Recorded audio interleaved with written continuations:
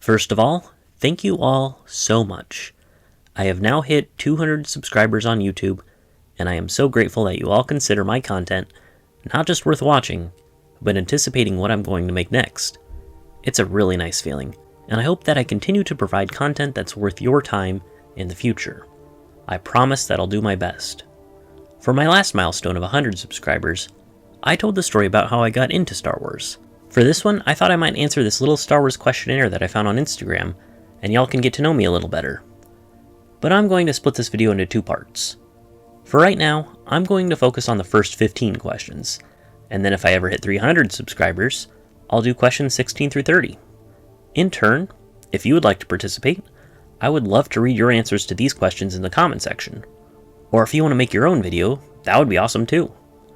Anyway, there's a lot of questions, so let's get started. Number 1, who is your favorite character? A tough one right off the bat. There are so many characters that I love, that picking one I like most is really difficult. And very often, my so-called favorite character is constantly shifting. But if I had to narrow it down to one or two picks, I would pick the characters that I would want to see more stories from. Particularly Jaina Solo and Ben Skywalker, the latter of which I sort of named my channel after, so he's a pretty big deal to me. Not only do Jaina and Ben represent the potential future of the Legends universe to me, I love their characters as well. Jaina is smart and powerful, she has the best traits from both her parents, she's an expert pilot and Jedi Master. Ben also takes after his parents. I love the camaraderie he has with his dad in Fate of the Jedi. I'm a little sad that the back and forth they share together will never be displayed on the silver screen. I think Mark Hamill would have played a great Luke Skywalker as a supporting father. Also, I'm proud to be part of the EU fandom that was able to successfully get Jaina made into a Black Series figure in 2016. And in 2017, Ben would have got one too, if certain people hadn't thrown a hissy fit about EU characters winning every fan poll, but I digress. With Jaina and Ben, we literally got to see them grow up before our very eyes, and I think that's partly why my connection with him is so strong. And with Ben, we haven't even seen him mature into adulthood, but hopefully we get more stories from both of them in the future. Number 2, who is your favorite Sith? Now this question is a lot easier, because the answer to that has always been the same. Exar Kun. I love everything about him. He's got a great backstory, a bitchin' outfit, a Sith amulet that lets him shoot Dragon Ball Z blasts, Sith sorcery, he did the double-bladed lightsaber before it was cool, and there was that one time he strolled into the Senate chamber of the Galactic Republic like a pimp, rescued his friend, manhandled the Supreme Chancellor as if he was just a puppet, just to tell everyone how irrelevant they were to his plans, killed his former master, and then walked out.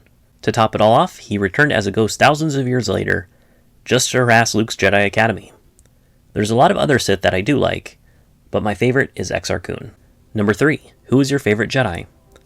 Again, there's a lot to pick from, but if I'm not counting Jaina or Ben, I would have to say Kyle Katarn. He has such a great character arc stretch out over multiple video games. He was a former stormtrooper, turned rebel spy, turned Jedi Knight. He's so badass that he's kinda cemented himself as the Chuck Norris of the Star Wars fandom, which isn't too far off if you consider everything and everyone that he's faced. He's got a great sense of humor, he's mastered several weapons, and the Force itself. The biggest missed opportunity is that he doesn't have as big of a role in the novels and comics. If we ever get new Legend stories, I want to see more Kyle Katarn in the written material. Number 4, who is your favorite droid? That's probably going to be C-3PO. A lot of people probably find him annoying, but I think he's hilarious. He's got some of the best jokes in the original trilogy. I even think it's funny when he says, "We're doomed," or when he blames R2-D2 for problems that he himself caused, which isn't something you would think would make a character very endearing, but C-3PO somehow pulls it off. Since he's one of the main characters in the Droids TV show, he does have a few more heroic moments than usual, and I cheer for him when he ends up saving the day. HK-47 is also great, and is probably a close second for my favorite droid. He's pretty funny himself. Number 5, who is your favorite bounty hunter? It's gotta be Boba Fett, and I probably don't have to explain to anyone why. He's the calm, cool, and deadly guy that you don't want to mess with. He's the number 1 bounty hunter in the galaxy, and if you read any material in the EU, you'll know that he has enough feats to back up that title. He's been the quintessential bounty hunter in the Star Wars galaxy for most of his life, but in Legacy of the Force, you see more of his character in his old age, as he becomes more ingrained with his Mandalorian heritage. There's a lot more to Boba Fett than his intimidating, armored appearance. but even his surface level features are pretty cool. Number 6, what is your favorite ship? Again, there are 1,000 answers to this question, and watching the movies, reading the Rogue Squadron books, and playing the games, I have a very deep fondness for the X-Wing. But the more I thought about it, the more I realized that Stealth X's are kinda like X-Wings, but cooler. As technology advanced more and more in the Star Wars universe, Luke's Jedi Order have come to rely on the Stealth X's, which are actually kinda useless, unless you're strung with the Force and can make up for the lack of comms and downgraded shields. However, mastery of the Force piloting, combined with being practically invisible in space, is an awesome combination, and is why Luke's Order pretty much exclusively relied on the Stealth X's. Number 7, what is your favorite planet? This is another tough one. I don't know if I ever had a favorite planet in Star Wars. Rather, I like the fact that there are a variety of worlds in the galaxy. That being said, I think I prefer planets that have more than one biome like Desert Planet or Snow Planet. If I had to pick just one, I guess I'd pick Zonama Sekot, because it's like the one planet that can also be considered a character. Also, it can go into hyperspace. That's pretty cool. Number 8, what is your favorite movie? I pretty much like all the Star Wars movies. I can rewatch episodes 1 through 6 at any point and have a great time. My favorite, though, would have to be Revenge of the Sith. With all the plot set up from episodes 1 and 2 out of the way, it can just focus on the story and the action. It's got the best lightsaber duels in the franchise, and this is Ian McDiarmid's greatest performance as Palpatine.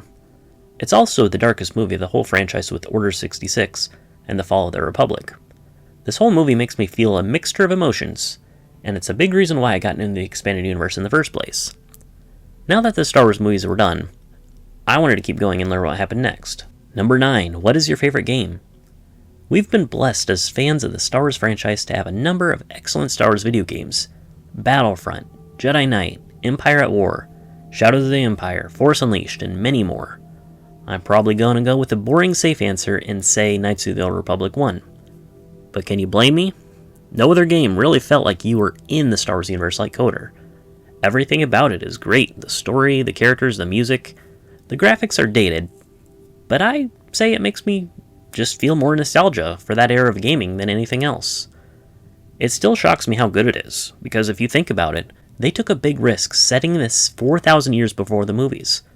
Think of how many casual Star Wars fans and gamers got into the EU just because of this. This is why I don't trust people who say Star Wars Legends was all garbage. What is your favorite TV show? Easily Genndy Tartakovsky's Clone Wars microseries. It told a more coherent and engaging story about the Clone Wars in just 2 hours than Dave Filoni ever could in several seasons of the CGI show. The stylized look of the characters and the medium in which it was told showcased amazing Jedi feats that couldn't really be shown in any other way. Ironically, this show demonstrated what the Jedi could really do better than the films themselves. This series is literal perfection. Do I even have to mention Grievous? If you haven't watched the show yet, it's on Disney Plus and on YouTube. Please check it out.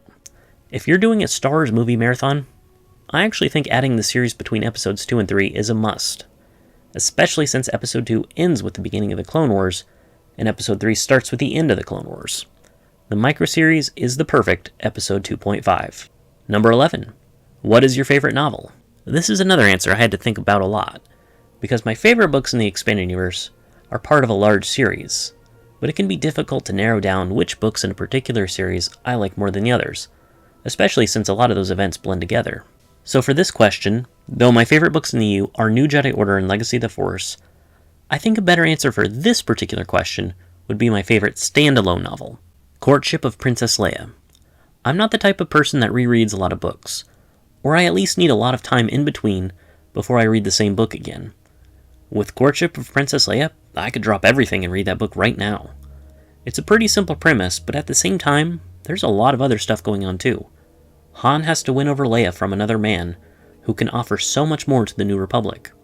So in desperation, Han kidnaps Leia and takes her to a planet he won in a card game, but it turns out the planet is home to literal witches. And it sounds crazy, but it's also perfectly written. It's one of the best books in all of Star Wars. Again, as a whole, I do like New Jedi Order and Legacy of the Force more. But when it comes to standalone books, Courtship all the way. Number 12. What is your favorite comic series? Another easy answer. Tales of the Jedi. Comics are probably my favorite medium in regards to the EU, and Tales of the Jedi is the best of the best.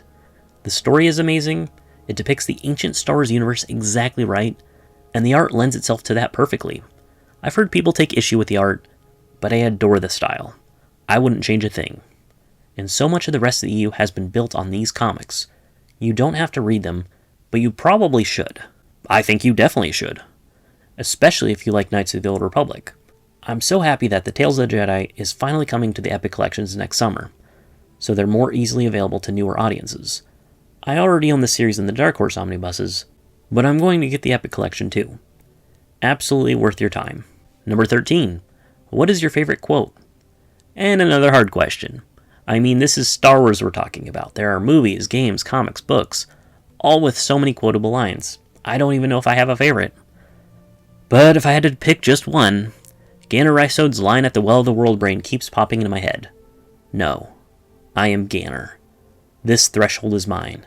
I claim it for my own. Bring on your thousands, one at a time or all in a rush. I don't give a damn. None shall pass. It's one of the most memorable parts in the New Jedi Order, and Ganner isn't that huge of a character in the grand scheme of things anyway. But that's the best quote to say before you take on an army of Yuuzhan Vong warriors by yourself. Number 14. What is your favorite lightsaber? I'm not sure if this will be an unusual answer or not, but Senya Terral's lightsaber from the Old Republic. The design itself is cool, but Senya Terral's lightsaber is a little bit more special than the average lightsaber. The hilt can actually extend, turning this lightsaber into a pike, or if you use it with the lightsaber part deactivated, like Senya does in the Betrayed cinematic trailer, it's more like a bow staff. I'm sure there are other lightsabers that can do this too, but this is the most notable one I can think of. Imagine how cool it would be to switch styles during combat, turning your lightsaber back and forth from a traditional lightsaber to a pike. I think it would be a good way to throw your enemies off. And number 15, what is the saddest death? We're going to end the last question today on a downer. And just in case you didn't know, this answer will contain spoilers, so be warned. From the book Vector Prime, if you haven't read it, please go do so, as I cannot do it justice here. If you have read it, then you already know what I'm going to talk about. The Yuuzhan Vong invasion caught the entire galaxy off guard in many ways. They were a truly alien species, even in a universe as diverse as the Star Wars galaxy. At the very beginning of the invasion, the Yuuzhan Vong developed a tactic called Yogan's Core, which involves using gravity to smash a moon into the planet that it's orbiting. Han, Chewbacca, and Anakin Solo were evacuating the residents aboard the Millennium Falcon.